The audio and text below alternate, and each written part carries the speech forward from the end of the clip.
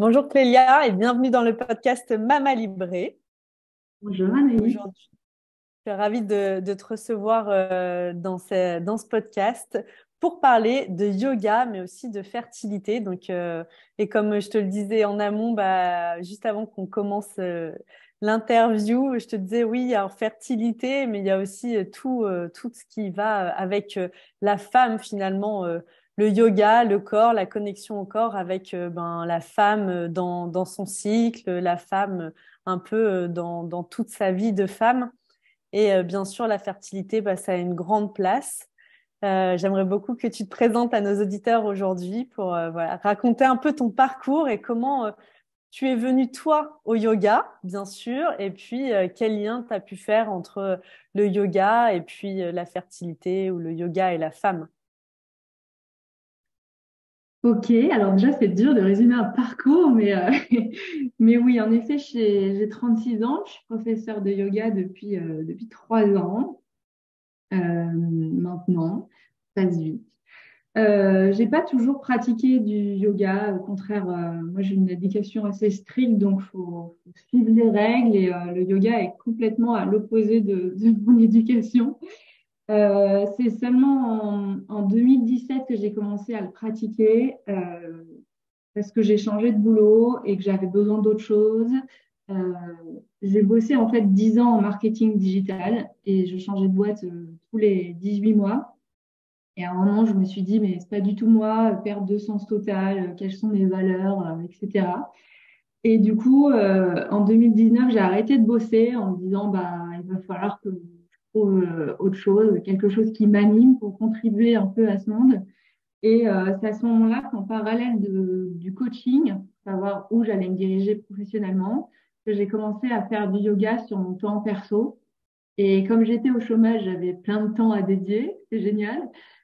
Du coup, je faisais à peu près du yoga 2 fois par jour, matin et soir, dans un studio.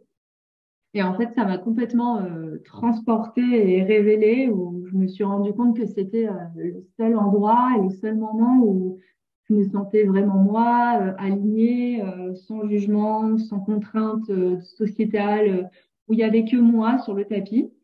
Et du coup, je me suis dit, comme je cherchais en parallèle avec le coaching, dans quel métier me relancer, j'étais beaucoup portée sur le bien-être des gens, je pensais à devenir happiness officer en entreprise. Donc j'étais un peu là-dedans, je bossais pour l'amélioration des conditions de travail. Donc tout ça avec le yoga, ça a commencé à prendre sens et je me suis dit, bon, bah, ok, je vais me former, je pars en Thaïlande, je me forme pendant 2 mois là-bas et puis on verra ce que j'en fais, si je deviens prof ou pas. Et en fait, je me suis pas tellement posé de questions, je suis rentrée de ma formation et je me suis dit, bah, j'adore vraiment ça, je vais l'enseigner alors. Et en fait, 3 semaines après, il y a un studio qui avait un créneau de dispo pour moi. Donc, je me suis dit, bon, bah, c'est parti, go. Enfin, j'avais même pas posé de business plan, enfin, s'il y en a qui sont auto-entrepreneurs, normalement, on mûrit un peu plus le projet. Moi, je m'étais dit, bah, voilà, c'est simple, je fais ma formation et puis je trouve des créneaux et puis je lance les cours, quoi. Bah ouais. Et voilà. Mais voilà, du coup, début 2020 a donné mes premiers cours de yoga. Et en fait, c'est vraiment, une réelle découverte et un chemin de vie pour moi qui me transporte au quotidien pour une reconnexion au corps, pour en fait se permettre de se révéler en tant que personne, d'être plus à l'écoute de soi, d'être à l'écoute de ses émotions et de simplement plus être en pilotage automatique un peu dans nos sociétés où tout va trop vite et se dire bah ok moi comment je vis tous les jours, quelles sont nos émotions, comment je les traverse et ça passe beaucoup pour moi en tout cas et le yoga est un véritable outil pour se reconnecter à soi, à son corps et, euh, et à son pouvoir de femme au sens large, je dirais. En plus, en tant que femme, on est souvent surmenée, en petite surcharge mentale, à essayer de vouloir tout gérer dans une perfection un peu non-stop. Et je pense que le yoga est un super bel outil pour ça, pour essayer de vivre sa vie de femme, sa vie de femme dans son couple, sa vie de femme en tant que personne, sa vie de maman, toutes ces petites facettes qu'on a qui peuvent du coup toutes se compiler sur le tapis pour se dire, OK, maintenant, je me révèle et je prends un peu mon plein pouvoir, quoi. C'est marrant que tu parles de compilation sur le tapis. Moi qui pratique le yoga, souvent, je me visualise faisant l'inverse. C'est-à-dire que quand j'arrive sur mon tapis, c'est un peu comme si j'enlevais toutes mes couches, justement. J'enlève ma cape d'entrepreneur, j'enlève ma cape de femme, de maman, d'amie, de tout, en fait, comme si je me retrouvais à nu et juste l'essence même de qui je suis sur ce tapis, dans mon simple appareil, tu vois. Voilà. Et Oui, là, alors, je suis je d'accord suis là. avec toi. Ouais, C'est c'est vachement bizarre, ça. Et en mais même temps, je pense que ça passe par cette première intégration qu'on a tout c'est ça sûr. pour après les enlever sur le tapis. Complètement. Ouais, c'est chouette. Et en effet, comme tu dis, je trouve que c'est important la reconnexion, mais on va en parler dans cet épisode, à quel point ça nous permet de reconnecter à notre essence, de reconnecter à notre corps. Et aujourd'hui, on parle beaucoup, de plus en plus, hein, c'est 10% des couples, en fait, quand même, qui rencontrent des problèmes de fertilité. Par exemple, dans la conception et tout. Et moi, je le vois pour accompagner beaucoup les femmes dans cette déconnexion, c'est-à-dire que nos différentes capes, nos différentes facettes au niveau du travail, au niveau de la femme d'eux, de la maman d'eux, parfois nous déconnectent complètement de notre corps. Et sauf que notre corps, il fait partie du voyage, en fait. Ouais, un long voyage, ouais. Ouais, on voyage et on a besoin de lui durant ce voyage. Ouais, je pense qu'on n'en prend pas assez soin et pas assez conscience de ça, en fait. Ouais. Pour toi, qu'est-ce que tu as pu observer dans tes pratiques personnelles, mais aussi aujourd'hui, bah voilà, t'enseignes le yoga, sur les bienfaits du yoga au niveau de, bah voilà, pour booster la fertilité, les bienfaits du yoga en fait au niveau global, bah je dirais, au niveau du corps de la femme et aussi de son cycle, de son féminin. Mm. Bah, je pense que les premiers bienfaits du yoga, quand même, c'est de réduire le stress et l'anxiété. En fait, le fait de travailler Complètement. sur la respiration et de travailler sur la reconnexion au corps.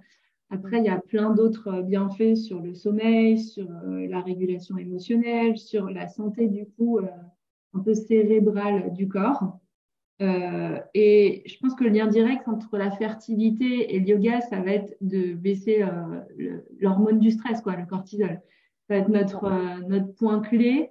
On va se dire, OK, si comment je me sens moi dans ma vie, émotionnellement, corporellement parlant, si je vois que je suis tout le temps en surcharge, en stress, fatiguée, que je dors mal, que du coup je mange mal, ben, du coup on est en plein dedans, quoi. C'est comment agir au quotidien pour diminuer son stress alors il a un lien direct sur l'équilibre hormonal, sur les cycles de la femme, et du coup, par cohérence, sur la fertilité. Enfin, Ouais, on découle complètement. de ça. Bah, le stress, c'est le plus grand ennemi de la fertilité, hein. Je pense, tu mets le doigt dessus, on le voit beaucoup, parce que quand tu parlais du cortisol, le cortisol, il a un impact majeur sur la bonne sécrétion des hormones. Et il y a deux hormones notamment qui sont fabriquées au niveau de l'hypophyse, que sont la LH et la FSH, et qui sont très sensibles enfin, qui sont comme on pourrait, si on devait donner une image, un peu comme immobilisés ou parfois, ouais, le cortisol vient immobiliser un peu ces hormones qui vont permettre après la LH et la FSH en circulant dans le sang, permettre aux ovaires de faire leur travail et du coup, bah, que le cycle s'opère de façon optimale, qu'il y ait suffisamment d'œstrogène, suffisamment de progestérone. Enfin, voilà, un cycle classique et surtout, bah, l'œstrogène pour qu'il puisse y avoir ovulation, Mm. une Oui, bonne oui, carrément. ovulation, en fait. Et Donc, que tout reprenne son équilibre, quoi. mm, complètement. Et là, le yoga a vraiment un impact majeur, bah, du coup, en baissant le taux de cortisol au niveau de l'organisme, forcément, on a un impact, comme tu disais aussi, ben, la fatigue, tout ça, et ça a un impact sur notre fertilité, en fait, parce que Oui, tout est interconnecté de toute manière entre le système hormonal et le système nerveux. Mais c'est vrai que le fait de calmer le corps par les postures et par les respirations, bah, du coup, ça permet d'actionner le système parasympathique. Cette petite pédale, en fait, on en a deux. Il y en a une qui nous fait accélérer, le sympathique, qui fait qu'on est tout le temps en surcharge, qu'on va aller trop vite, faire tout le temps. Puis le parasympathique, qu'on met clairement de côté les trois quarts de notre temps. Et le fait de respirer en conscience et de ralentir actionne cette petite pédale de frein, on va dire, le système parasympathique, pour venir calmer le corps et un peu retrouver plus d'équilibre émotionnellement au niveau du cycle hormonal et tout le reste comme on a vu, quoi. Ouais, complètement. Toi, en quoi la respiration? Donc, dans le yoga, il y a vraiment ce côté, en effet, de la mise en mouvement et il y a aussi beaucoup la respiration. Donc, dans le flow, dans les postures de yoga, mais aussi, il y a une pratique à part entière du yoga qui s'appelle le pranayama. Donc, qui représente des techniques respiratoires. Et elle aussi, donc cette pratique de respiration, cette conscience mise sur la respiration, et là, voilà, on l'évoque dans le yoga, mais aujourd'hui, il y a plein de techniques psychocorporelles qui intègrent aussi ces respirations pour venir apaiser ce système nerveux, comme tu disais, là, se mettre en action le parasympathique, calmer le système nerveux sympathique qui aurait tendance un peu à s'accélérer pour revenir à cet état de calme et de sérénité. Ouais, c'est vrai que on dit en yoga qu'il faut, alors déjà le pranayama, il y a 8 piliers en yoga. Les asanas, donc les postures qu'on fait, font partie d'un, et le pranayama fait partie d'un autre pilier. Et on dit souvent, en tout cas dans la formation de respiration que j'ai faite, il faut d'abord mettre le corps en mouvement, changer Mm. l'énergie, et une fois que le corps est plus calme, le fait d'avoir, oui, apaisé, on peut faire des exercices de respiration. Après, c'est OK, hein, si on peut faire Mhm. l'un avec l'autre. Et du coup, les respirations, les pranayamas, comme tu dis, viennent clairement réguler consciemment la respiration. En fait, le prana, c'est l'énergie vitale. Et si on n'amène pas de conscience dessus, on a un souffle assez court et on est un peu en pilotage automatique. Et le corps respire, mais il y a très peu de choses qui se régénèrent au niveau des cellules et ça a beaucoup d'impact au niveau de tous nos organes ensuite dans notre corps. Alors que si on prend conscience de respirer, à se dire, OK, là, j'inspire pleinement et là, j'expire pleinement, ça permet d'avoir une plus grande réserve d'énergie, en fait, qui, elle, cette réserve d'énergie permet de tout faire fonctionner derrière dans le corps. Donc, du Oui, coup, il y puis a en plein de plus, techniques.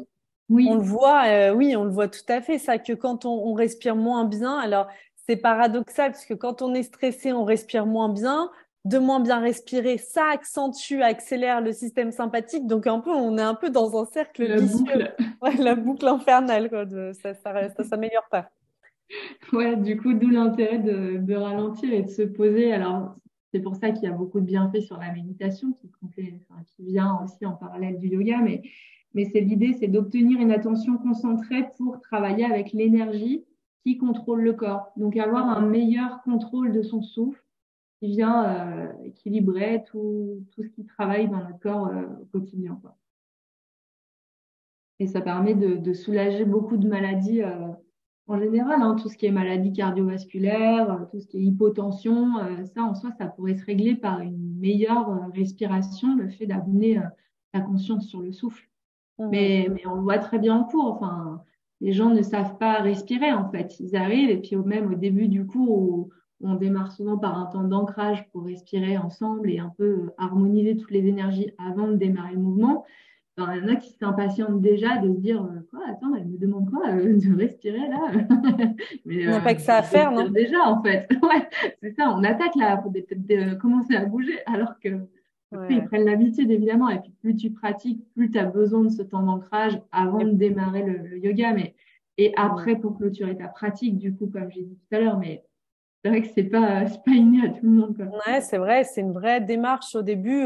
C'est un rituel, j'ai envie de dire, à adopter, à s'approprier. Rapidement, on se rend compte, on le Mm. connecte, on connecte aux bienfaits et dans les sensations. Puis même, on devient accro, en fait. Ouais, Ça serait ouais. l'inverse, c'est-à-dire pour avoir testé un jour, comme ça, par curiosité, un cours de yoga dans une salle de sport. Donc, en fait, c'est plutôt de la gymnastique que du yoga.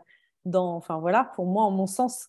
Et du coup, ni d'ancrage, ni de séance une petite méditation ou de relaxation, pas de shavasana, pas de shavasana. La posture la plus importante du yoga, l'intégration finale. L'intégration, ouais.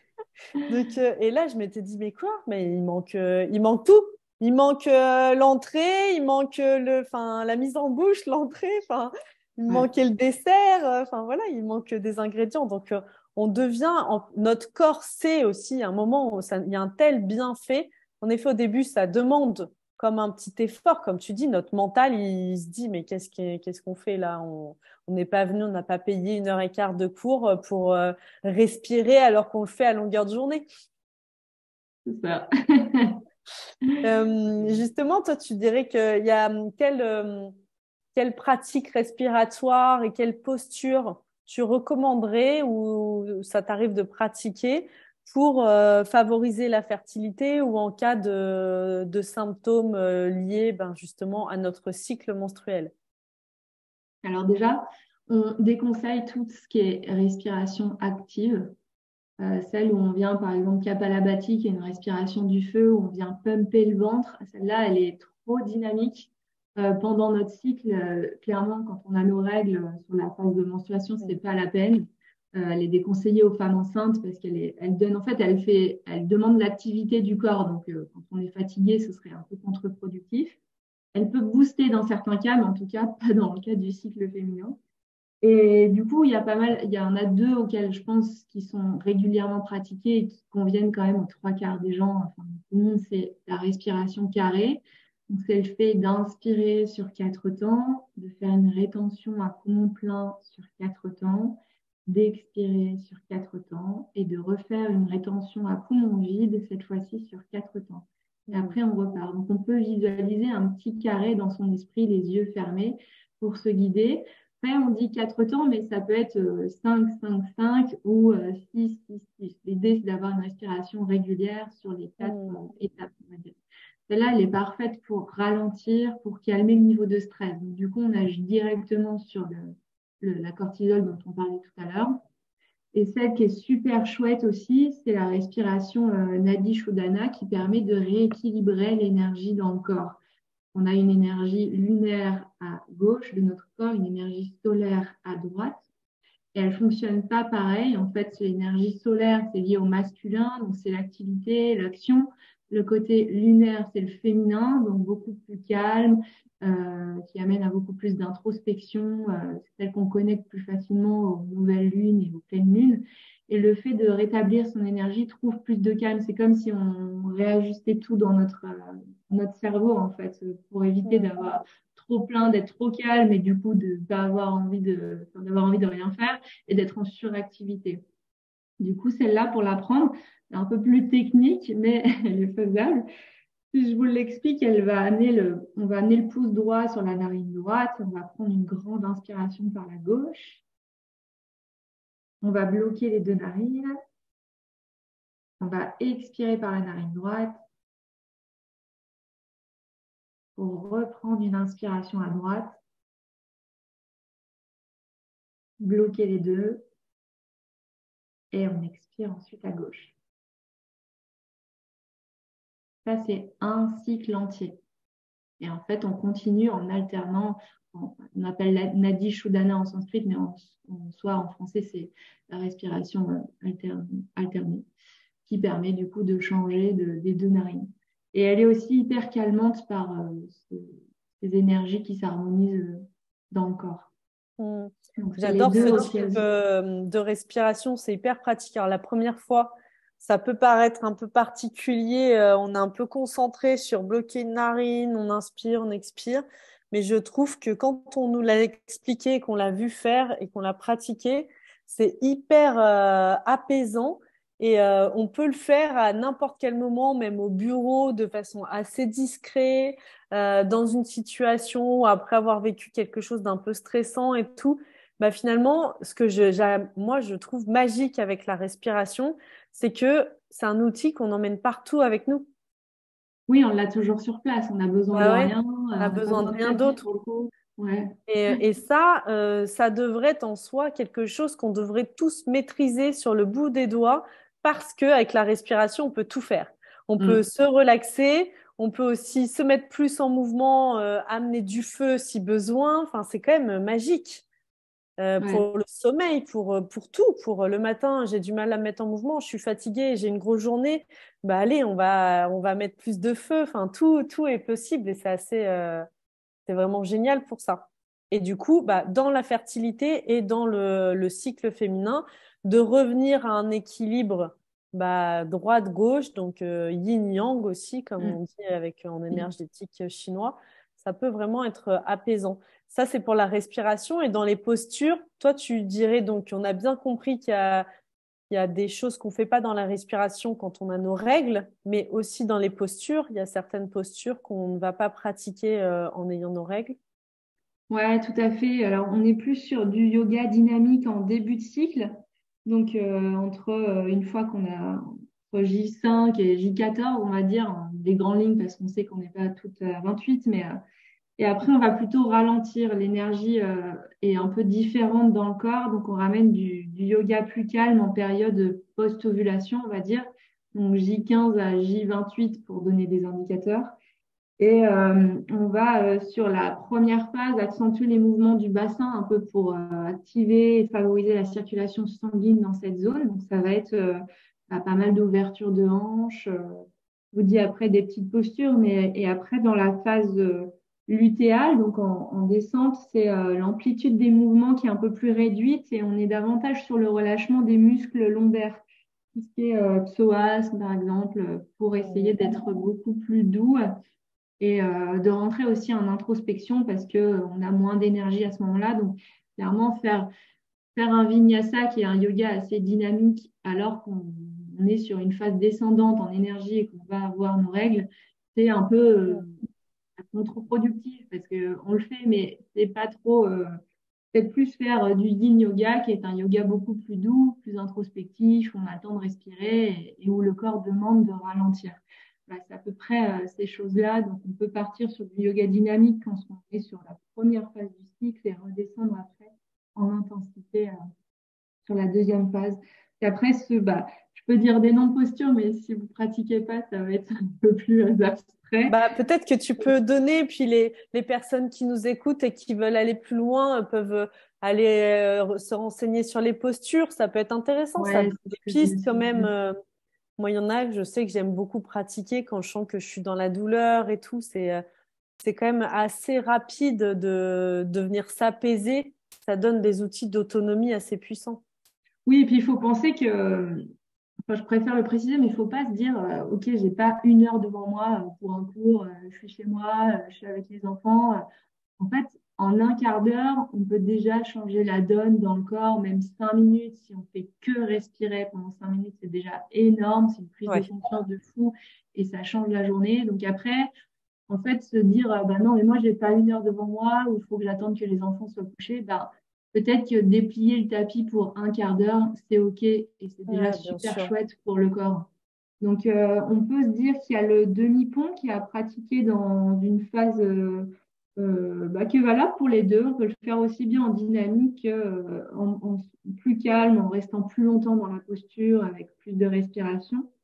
Il y a le Happy Baby que j'aime beaucoup, le bébé heureux où on attrape ses pieds et qui est vraiment Hmm. assez magique pour ouvrir le Ouais. bassin et un peu tout ralentir. Il y Ouais, a tout ce donc qui là, est on est vraiment papillon, sur le dos. On ramène, on plie les jambes, les jambes. voilà, Ouais, et on vient attraper ses pieds et on fait une bascule de droite à gauche. Il y a vraiment un massage au niveau des lombaires, d'air, une ouais. ouverture. Enfin, cette Ouais, elle posture, est assez j'adore. cool. Il y a les papillons qui sont quand même une valeur sûre. Donc, les papillons, c'est d'avoir les plantes de pied ensemble, les genoux qui s'ouvrent vers l'extérieur. Soit on peut la prendre assise et dans ce cas-là, on part en flexion avant. Donc, le front va aller en direction du sol. Soit on peut la prendre aussi allongée. Celle-là, elle est top pour les Mm. menstruations, par exemple, avec un bolster qui vient sous la colonne vertébrale. On garde du coup nos jambes en papillon et on vient déposer la colonne sur le bolster. Donc, le bolster, c'est un gros coussin. Sinon, on prend les coussins du canapé, ça peut aussi faire l'affaire. On vient rouler sous la colonne et on se dépose le dos sur le coussin. Du coup, on a une petite ouverture de cœur et l'ouverture de bassin qui est quand même active avec les genoux qui s'ouvrent vers le ciel, du coup, cette fois-ci. Celle-là, elle est top. On a le chavage qui est aussi hyper connu pour le dos, où on peut avoir mal dans le bas du dos. Donc, c'est à quatre pattes où on inspire pour aller dans un dos creux, où les os des fesses s'envoient vers le ciel, le dos se cambre et puis on ramène légèrement la tête vers l'avant. Et à l'expiration, le dos s'enroule, entre guillemets, le menton revient contre la poitrine et le dos s'arrondit. Et on est toujours à quatre pattes dans les deux postures et ça permet de faire une jolie ligne avec de ramener un peu plus de mobilité dans la colonne vertébrale. Mm. C'est assez chouette. On peut faire aussi dans cette posture, une fois à quatre pattes, des petits cercles avec le bassin, en fait, un mouvement assez intuitif qui permet de ramener la conscience sur le bassin. Euh, ouais, c'est pas mal. Il y a le balasana aussi, c'est la posture de l'enfant. Du coup, c'est à l'arrière du tapis, les genoux qui s'ouvrent un peu plus et puis on vient relâcher le buste sur le sol et le front se relâche sur le tapis. On peut amener les mains vers l'avant ou vers l'arrière. C'est pas pour rien qu'il s'appelle la posture de l'enfant. C'est vraiment une posture de repli sur soi, d'introspection. Et celle-là, elle est valable tous les jours, hein. Matin, midi et soir, on peut la faire tout le temps. Ouais, Elle est celle-là, elle est assez bien chouette. aussi, en effet, parce qu'il y a aussi, bah, si on vient le placer, donc on se met vraiment bah, sur les genoux. D'abord, on s'assoit les fesses sur ses talons, et puis Oui, après, on vient passer en avant du tapis, avec les mains à l'avant du tapis. Et du coup, il y a cet étirement de toute la colonne vertébrale, et aussi, je trouve que le petit must quand on a son chéri ou quelqu'un qui est pas loin. C'est quelqu'un qui vient venir mettre un petit appui au niveau du bassin, là, des fesses, des lombaires et du dos. Ah, c'est magique. ouais, Cette ça posture est permet magique. de relâcher encore plus. Et je pense à une dernière aussi pour les règles, celle qui ont des douleurs, qui est assez pas mal en yin yoga. Alors, elle est utilisée en yoga dynamique, mais elle est bien en yin pour la tenir à peu près genre 5 minutes. Et pour le coup, elle est assez pratique. Il suffit de se mettre contre un mur, en fait, d'amener les jambes contre le mur et le Ah corps oui. reste au sol. Donc, on est à 90 degrés. C'est la posture de la cascade. Et celle-là, elle est parfaite. Elle favorise le sommeil, elle permet de ressourcer le corps. On peut Mm. connecter main gauche au cœur et main droite au ventre pour un peu plus de connexion au souffle. Et on peut faire ça aussi, par exemple, avant de dormir contre la tête de lit, fin vert, Mm. 20 minutes. Ouais, ouais. Et, et c'est super. C'est quelque chose qu'on recommande d'ailleurs aux femmes quand elles sont enceintes pour favoriser le retour veineux. Veineux. Et tout, c'est assez Mm. intéressant. Bah, là, avec les beaux jours qui arrivent, pour toutes celles qui ont cette sensibilité et tout au niveau du retour veineux, cette posture, elle est très, très précieuse, je trouve. Mhm. Ouais, en fait, elle est pas mal parce que, ouais, elle ressource si tu te sens fatiguée. Elle est bien quand tu es enceinte. Quand tu as tes règles, elle apaise aussi. Du coup, c'est pareil. Tu peux la faire quand même à plusieurs moments dans son cycle. Et du coup, dans toutes ces postures dont tu nous parles, il y a quelque chose. Donc, elles viennent toutes rééquilibrer au niveau aussi donc de l'énergie au niveau du corps. Et dans cette énergie qui circule dans le corps, il y a des centres énergétiques dont on parle beaucoup au yoga, donc que sont les chakras, donc qui sont au nombre de sept. Et aussi, ils ont leur importance dans la, comment dire, bah, dans la bonne circulation énergétique dans tout le corps. Ouais, en effet, vaste sujet, les chakras, mais d'ailleurs, je voulais préciser que c'est assez intéressant parce que quand on regarde le système hormonal avec toutes les glandes dans notre corps, eh bien, en fait, le trajet des chakras qui est aligné est à peu près similaire. Donc, en fait, tous les Mhm. organes fonctionnent en complémentarité de cette énergie qui circule dans les chakras. Ils sont assez méconnus par les gens qui font pas de yoga, mais en effet, on en a sept. Du coup, je vais peut-être décrire les sept pour que ce soit un peu plus parlant. Mais on a le chakra racine qui est situé au bas de la colonne vertébrale, au niveau ouais, de la base de la colonne et de l'anus. Et ce chakra-là, il est responsable de la stabilité dans le corps, de l'ancrage. C'est vraiment propre à notre existence. Le maître mot, c'est je suis. Et c'est notre socle pour se recentrer, pour aussi se connecter à la terre et de puiser notre énergie à la terre, en quelque sorte, pour se ressourcer et s'ancrer un peu plus. Donc, Il y a beaucoup de postures. Évidemment, chaque posture stimule ses chakras. Mhm. Euh, il y a souvent une posture qui a été associée à deux, trois chakras. En fait, il n'y a pas une posture par chakra. Une posture va harmoniser plusieurs Bien chakras. sûr. Mhm. C'est ça qui est un peu subtil à comprendre, mais du coup, il y a celui-là, c'était le premier, qui d'ailleurs est avec la respiration carrée qu'on a vu tout à l'heure, qui vient beaucoup l'équilibrer, ce chakra racine. Le deuxième, c'est le chakra sacré qui est situé sous le nombril et au niveau des organes génitaux. Donc, il est lié à la création. Et Mhm. je dis bien création au sens large, parce que c'est aussi création de ses projets, mais création, donc du coup, fertilité, Et oui, maternité, le et puis désir d'enfant. j'allais donner une précision parce que moi j'ai fait du yoga prénatal et il y a aussi il serait situé chez les femmes au niveau du col de l'utérus Ah ouais, précisément. même plus précisément, ouais. Tu vois, donc du coup hyper intéressant au niveau de la fertilité, au niveau de l'accouchement. Est-ce qu'on sait que ce chakra, on peut le mobiliser aussi par les postures, mais aussi par certains sons. Donc, Oui. puisque dans le yoga, on peut pratiquer aussi le chant de mantra. Et c'est Mm. hyper intéressant parce que dans le mantra, ben, il y a des sons, il y a des vocalises.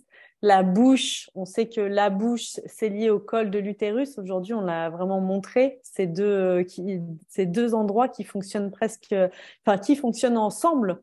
Donc, quand on ouvre, il y a une ouverture de la bouche, on favorise l'ouverture du col de l'utérus. Donc, Oui, oui, c'est assez magique quand même parce que chaque son, en effet, est lié à un chakra. Donc, on peut ouvrir par le son chaque chakra. Donc, ça revient à ce que très tu dis. intéressant. Et du coup, il est lié à la sexualité, forcément, vu son endroit physique dans notre corps, le chakra sacré. Et on vient l'activer bah, par toutes les ouvertures de hanches dont on a parlé tout à l'heure, sur les Hmm. asanas en ouverture, permet de l'harmoniser. Et ensuite, on a le troisième qui est situé au niveau du sternum. Donc, sous nos côtes, à peu près, c'est le chakra Manipura chakra du plexus solaire en français. Manipura, c'est en sanskrit. Et lui, il est lié au feu, à l'élément feu, et il s'active au niveau pour faire des torsions. On fait beaucoup en yoga, des torsions, des abdos. En fait, c'est tout ce qui est centre du corps pour ramener l'énergie dans le corps. Il est vraiment au centre aussi de notre immunité. Le stimuler, c'est le renforcer, c'est la confiance, c'est le passage à l'action, toute cette zone. Et en fait, chaque chakra vient un peu en cohérence puisqu'on pose les bases avec le chakra racine. Ensuite, on peut créer grâce au deuxième chakra. On peut pas, j'allais dire s'actionner, mais partir à l'action, agir dans notre quotidien avec le troisième. Et les trois premiers forment une petite pyramide qui sont en lien vers la terre. Donc, du coup, tous les chakras interagissent entre eux, en fait. Il y en a un, il faut penser comme les petites, comme chez un garagiste. On va chez un garagiste changer nos roues si elles ne fonctionnent pas. Les chakras, c'est pareil, ils sont tous à harmoniser. C'est des petites roues énergétiques. Il y en a un qui est bloqué, ça a des impacts sur l'autre. C'est un travail quotidien de venir mettre l'équilibre en fait et harmoniser chaque chakra. On ne peut pas se dire, OK, aujourd'hui j'ai bien bossé, le chakra racine il est nickel, mais en fait les autres, ça se trouve, c'est Bagdad, quoi. Il n'y a Ouais. rien qui fonctionne, quoi. Donc c'est vraiment cette petite ligne énergétique à imaginer en constante évolution avec nos émotions en plus C'est ce par-dessus, que j'allais de dire, les parce que rééquilibrer. quand tu as Donc dit c'est un ça, j'étais travail là, quotidien, oui. quoi. N'imaginez pas qu'une fois que vous l'avez fait, c'est tout nickel et C'est c'est pour la acquis. vie. Non, non, non. Vous allez vivre un truc pas confortable, hop, une petite émotion dure ou un truc et hop, c'est le bazar Ouais, de nouveau. c'est Une petite reparti. thérapie où on vient mettre en lumière des choses difficiles et hop, il y a tout le travail à refaire. C'est magique. Ouais, c'est ça. C'est formidable.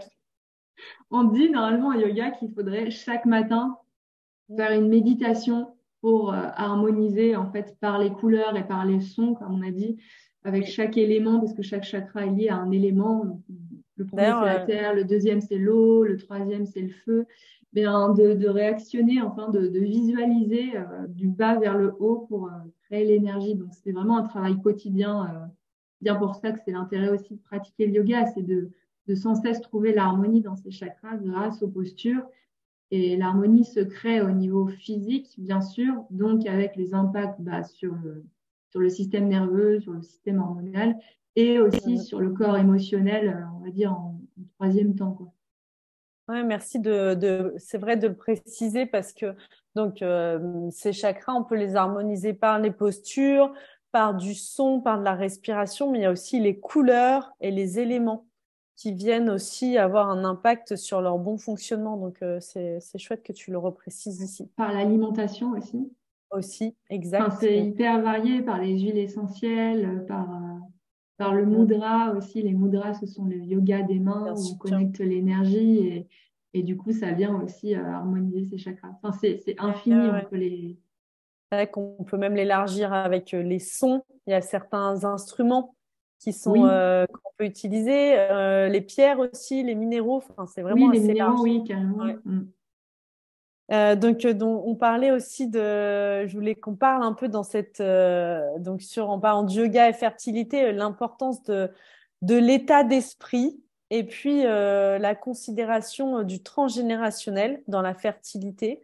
Alors, ça peut avoir aussi un lien avec le yoga parce que, comme je te le disais, bah, parfois, en se remettant en mouvement, en reconnectant à son corps, pour certaines femmes, ça peut être un moment délicat et un moment délicat puisque se reconnecter à son corps, c'est se reconnecter aussi à sa mémoire. Parce que notre corps a vraiment une mémoire, la mémoire de notre vécu personnel, mais du vécu aussi de nos ancêtres, de notre lignée que l'on porte.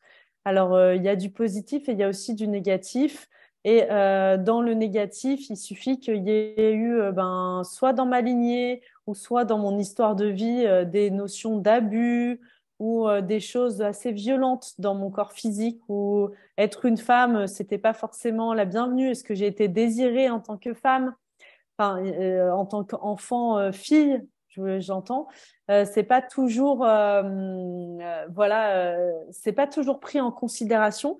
Et pour autant, ça a un vrai impact après dans notre parcours, aussi bien dans notre rapport à notre féminité, à notre cycle, mais aussi le jour où on est en désir d'enfant, dans notre fertilité, ça peut avoir un impact majeur. Donc, n'hésitez pas, voilà, là, il y a plein d'autres outils qui peuvent être mis à votre service, qui peuvent être utilisés en plus du yoga, mais le yoga aussi peut être une porte d'entrée pour guérir de toutes ces blessures, pour accompagner la libération physique et émotionnelle de ces traumatismes. Ouais, tout à fait. Je pense que c'est un bel outil, le yoga, pour ça, parmi plein d'autres choses aussi. Mhm. Mais oui, l'importance du discours intérieur, je pense qu'on oublie beaucoup l'amour de soi et on nous a pas tellement appris à enfin, à se l'apporter. Finalement, on l'attend beaucoup en retour des autres, mais je pense qu'il passe d'abord par soi et le yoga nous l'apprend très bien. Et c'est se sentir confiant, de faire confiance à son corps, de faire confiance à ce qu'on vit actuellement et aussi de par les thérapies alternatives, peut-être un peu plus psychologiques et mentales, d'accepter son passé pour pouvoir renaître après s'en détacher. Ça passe par la mémoire cellulaire, comme tu le dis, et ouais, le contrôle des pensées qui peut être aussi faire du yoga, c'est aussi stopper les fluctuations du mental et c'est aussi le négatif, bien sûr, parce qu'on n'est Mhm. pas tout le temps joyeux avec des énergies positives. C'est OK d'avoir des énergies négatives et c'est aussi les traverser, les accepter pour ça. Et le yoga aide là-dessus, en fait, sur le contrôle des pensées négatives. Par exemple, par la méditation, par les chants de mantras, comme vous disais tout à l'heure. On peut vraiment aller là-dedans pour s'offrir un discours intérieur beaucoup plus positif et qui vient, en fait, dans sa globalité, changer le reste, quoi. Ouais, dans ce que tu dis aussi, il y a vraiment la notion, je trouve, qui est hyper importante de confiance. Parce que moi, je le vois pour accompagner pas mal de femmes aussi dans le parcours de la conception, parfois des parcours PMA et tout. Il y a ce manque de confiance, cette perte de confiance et de retrouver la confiance en son corps. Il est capable par le yoga. Il y a vraiment cette notion dans les postures, il y a jamais d'échec, en fait. Parce que dans une posture, on va vers une posture, mais on n'en a rien à faire de la réussir ou pas. Il n'y a même pas de notion de la posture et réussite ou pas. C'est je vais dans cette direction, j'amène mon corps dans cette direction. Et plus je pratique et plus je me rends compte que mon corps, il vient s'assouplir. Il y a des endroits où j'ai plus d'espace, où c'est plus facile d'accéder. Et en fait, on prend petit à petit conscience de à quel point notre corps est puissant et magique. Ouais, c'est ça. Je pense qu'on soupçonne pas en fait ça. Ce qu'on disait un peu au début, mais en fait, tu as raison, il n'y a aucune performance dans le yoga. Faut venir un peu comme vous êtes, on c'est pas chez McDo, mais en soi, faut venir avec son Bien sûr. corps. Mm. Faut faire avec aussi parce qu'on n'a pas tous la même ouverture de hanche par rapport à son histoire. Le corps se façonne.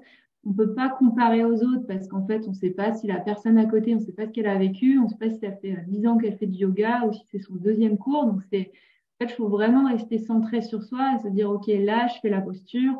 Aujourd'hui, elle n'est pas tellement bien réussie parce que peut-être que j'ai mal dormi, que je me sens énervée, frustrée par des choses qui ont animé ma journée. Mais peut-être que demain, je referai la posture et c'est en ça que le yoga est un cheminement absolument de toute une vie et permanent parce que chaque posture t'amène à vivre des choses chaque jour et tu peux faire la même posture chaque jour, elle sera jamais pareille en fait par Mm. rapport à tout ce que tu Complètement. vis, par rapport à cet équilibre.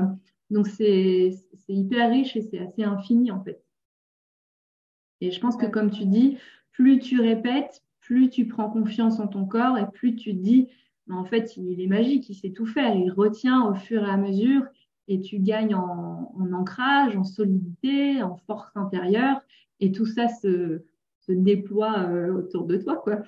Ouais, complètement. Bah, d'ailleurs, et après, ça peut revenir par, tu le disais à juste titre, la reconnexion à son corps, à soi, par des petits exercices.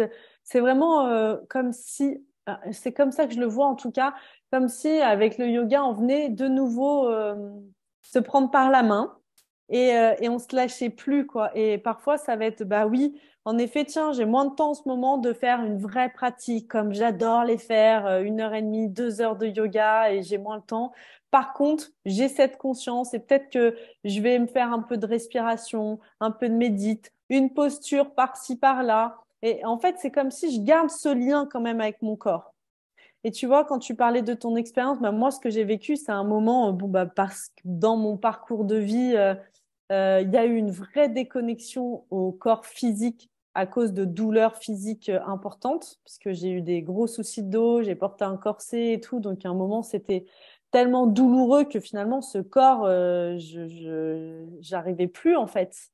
Et le yoga m'a permis de retrouver le lien, de retrouver ce fil conducteur et de dire, OK, ben, il y a plus juste mon esprit et mon corps d'un côté, non, les deux sont ensemble et du coup, bah, maintenant, on vit ensemble, quoi, tout le temps dans cette pratique, dans cette connexion.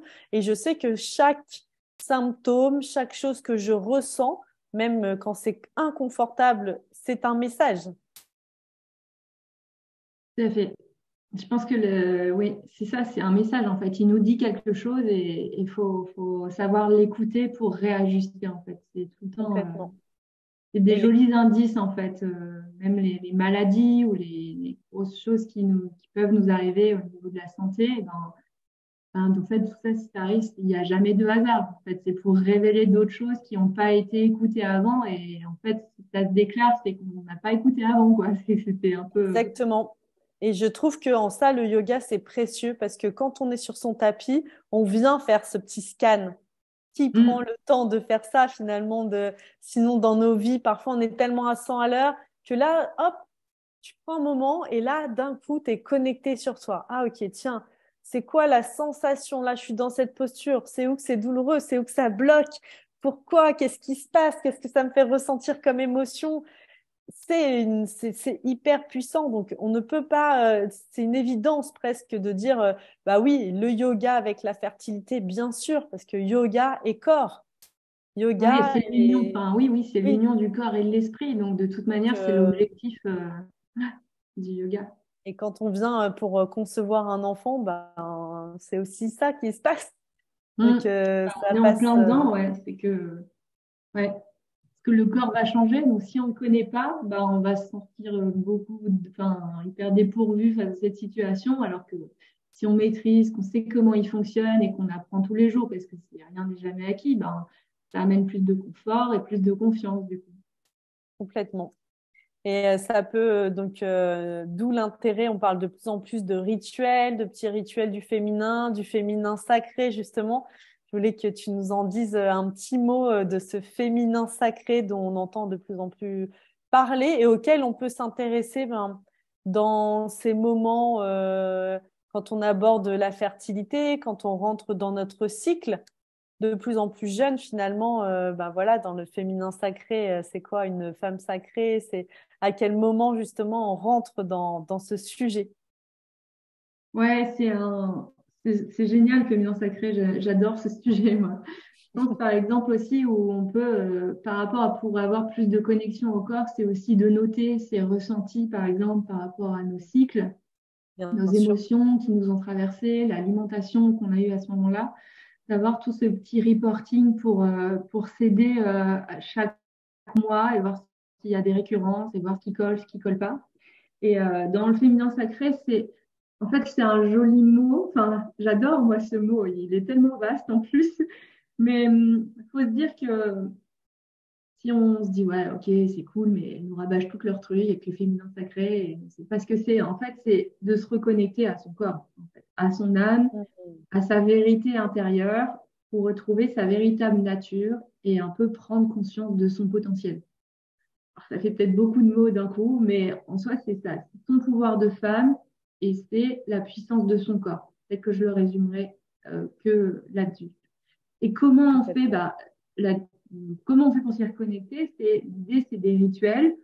Donc, c'est d'apprendre à écouter son intuition au quotidien, par exemple, ses ressentis, sa petite voix intérieure qu'on écoute rarement. Bah, ça, c'est là, en fait. C'est là tous les jours avec nous et on n'y fait pas forcément conscience. Donc, c'est ramener la conscience dessus. C'est retrouver sa nature cyclique. Donc, c'est accueil des saisons, qui passe beaucoup, bah, du coup, le yoga est beaucoup calé sur les lunes, les pleines lunes, les nouvelles lunes sur chaque saison, avec des petites postures à favoriser à chaque saison. Sa nature cyclique, bah, c'est voir ces 4 phases, ces 2 grandes phases, en tout cas, dans le cycle menstruel, comme on parlait tout à l'heure. C'est aussi accepter, pour moi, sa part d'ombre et de lumière. C'est OK, je suis comme ça et c'est OK, je m'accepte tel que je suis et je m'accueille dans mes parts d'ombre et de lumière. Donc, c'est revenir à son discours intérieur pour s'accepter et traverser tout ça. Et c'est aussi beaucoup honorer, j'aime bien ce mot, c'est honorer Mhm. et accepter son corps par rapport à ce qu'on a vécu. C'est un peu lui faire la fête parce qu'on est toujours en guerre contre lui sur ce qu'on mange, sur ce qu'il devrait être, mais on est beaucoup trop dur avec lui. Enfin, en fait, sans le corps, on n'est rien, sans la santé, on ne peut plus rien vivre. Et du coup, c'est l'honorer chaque jour et être à l'écoute de ses émotions pour s'y connecter, comme on disait tout à l'heure, selon ses phases, et s'affirmer un peu librement et prendre sa place. C'est tout ça le féminin sacré. C'est Mhm. vraiment prendre son plein pouvoir et s'accorder du temps. Donc, par exemple, ça peut être en fait beaucoup de parties créatives. Ça peut être de l'écriture intuitive, par exemple, en termes de rituel, écrire une lettre à son corps, lui dire, par exemple, pourquoi on a été fâché, pourquoi on a été en colère avec lui, comment on se sent avec lui, son rapport avec lui. Et pas forcément la brûler ni rien, juste l'écrire et décharger sur ce niveau-là. Ça peut être aussi une idée de rituel, bah, c'est allumer une petite bougie, c'est mettre des jolies petites lumières, une petite musique qui est sympa, qui nous relaxe, c'est danser intuitivement. On parle beaucoup de danse intuitive dans le féminin sacré. Donc, ça passe par cette reconnexion au corps, de dire, OK, je bouge et pas je bouge pour faire la fête, quoi. C'est je bouge en pleine conscience et quelle partie de mon corps agissent à ce moment-là. Et on peut se dire ce qu'on aime, qu'on l'accepte à partir d'aujourd'hui, qu'on accepte qui on est. C'est ça pour moi, c'est le féminin sacré, ces Mhm. choses-là. Ouais, c'est marrant. Il y a plein de portes en fait d'entrée dans le féminin sacré. Moi, une des portes vers laquelle j'accompagne beaucoup, que tu as nommé, c'est dans la connexion à son cycle ou à ses lunes. On nomme ça souvent comme ça dans le féminin sacré, puisque j'accompagne avec un outil qui s'appelle la symptothermie moderne et où on parle justement de connexion, d'observation. On note ses ressentis. En fait, c'est un moyen aussi de reconnecter à son corps. OK, je suis à quel endroit de mon cycle? Je m'observe, je suis en capacité de voir à quel moment je suis fertile, à quel moment je ne le suis pas. Et puis, c'est assez magique, je trouve. On le dit pas assez aux femmes que quand on commence à s'observer, quand on commence à noter, à prendre une feuille et tous les mois à noter dans une sorte de, on appelle ça des cyclogrammes en fait, ça fait un tableau dans lequel on note sa température qu'on prend en buccal et puis ses sensations et puis voilà les jours de ses règles. Ça nous donne une richesse d'informations qui est infinie, déjà, c'est la première chose. Et déjà, même quand il y a des problèmes de fertilité, on voit tout de suite, tiens, là, dans cette période-là, est-ce que le cycle il est assez long pour concevoir? Est-ce qu'il y a de la progestérone? Est-ce qu'il y a ovulation? Tout ça est possible d'être observé. Et ça, c'est ça qui est chouette, c'est de donner cet outil aux femmes. Et la deuxième chose, c'est que quand les femmes commencent à s'observer, il y a une magie qui s'opère, c'est que leur cycle s'auto-régule. Et ça, faut le voir pour le croire parce que c'est incroyable. C'est-à-dire qu'une femme qui arrive avec des cycles très perturbés, parfois des ovulations qui sont difficiles à percevoir, des cycles, on entend par cycle le premier jour des règles jusqu'à la veille des prochaines règles. Je précise parce que c'est pas juste nos règles, les cycles. Et ben là, on observe qu'il y a une régulation. Le temps, le cycle s'allonge. Enfin, c'est incroyable. Une fois que les femmes se reconnectent à leur corps, le pouvoir qu'elles ont juste par l'intention de OK, je vais t'observer, je vais t'écouter. Et là, il y a une harmonisation, une autorégulation qui s'opère. Et je trouve que le yoga aussi, il permet ça. C'est une autre porte, même si tout est connecté et ça serait magique qu'on soit tout initié et autonome dans l'ensemble de ces pratiques. Eh ben, vraiment, quand on vient dans cette harmonie globale, eh ben, en fait, on est autonome. Pourquoi on est autonome? Parce qu'une femme qui va dire, bah, tiens, dans cette posture, j'ai des douleurs ici, et moi, dans mes règles, tiens, mes règles, elles durent 5, 6 jours, ou c'est douloureux. Eh ben, par exemple, pour moi qui suis naturo, c'est hyper précieux parce que je sais que c'est pas physiologique d'avoir des douleurs.